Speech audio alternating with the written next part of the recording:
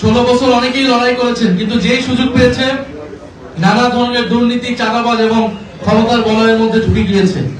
কিন্তু ইসাক ভাই অনন্য উদাহরণ প্রতিষ্ঠা করলেন, ন্যায় এবং সত্যের পথে, গণতন্ত্রের পথে। উনি সকল সুবিধা, সুযোগ সুবিধা সবকিছুকে একদিকে ঠেলে দিয়ে উনি জনগণের পক্ষে দাঁড়িয়েছেন, তরুণদের পক্ষে দাঁড়িয়েছেন। এবং মহিউদ্দিন রনি, নুরুজ্জামান কাফি সহ ফ্লোরা আপা সবাইকে আমরা আজকে স্বাগত জানাচ্ছি।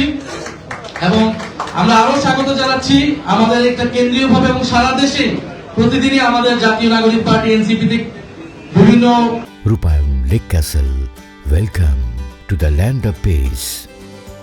ব্যক্তিবর্গ, গুরুত্বপূর্ণ ব্যক্তিবর্গ যোগদান করছেন। আমরা সবার উদ্দেশ্যে একটাই কথা, আমাদেরকে ঐক্যবদ্ধ হতে হবে, আমাদেরকে সুসংগঠিত হতে হবে, বাংলাদেশের জনগণের পক্ষে দাঁড়াতে হবে।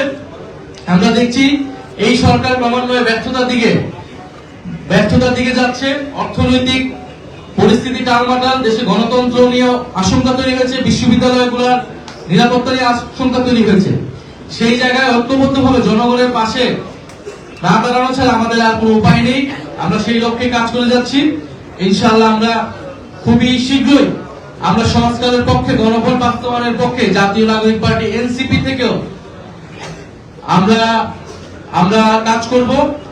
এবং ইসাক সরকারের সাথে ঢাকা মহানগর দক্ষিণের অসংখ্য নেতা কর্মী, ওনার অনুসারী, ওনার হাত ধরে আজকে জাতীয় নাগরিক পার্টি এনসিপি তে যোগ দিচ্ছেন। আমরা তাদেরকেও আমরা ধন্যবাদ জানাচ্ছি ঢাকা মহানগর দক্ষিণের সম্মানিত আমাদের প্রেসিডেন্ট, আহ্বায়ক আলাউদ্দিন সাহেবকে এবং আমাদের সদস্য সচিব শাহরিয়ার ভাইকে। ওনাদের সুসংগঠিত প্রচেষ্টার কারণে ঢাকা মহানগর দক্ষিণ আর শক্তিশালী হবে এবং ইসাক সরকার ভাই এখানে আমাদেরকে আরো সামনের দিকে এগিয়ে নিয়ে যাবে বলে সে আশা ব্যক্ত করছি।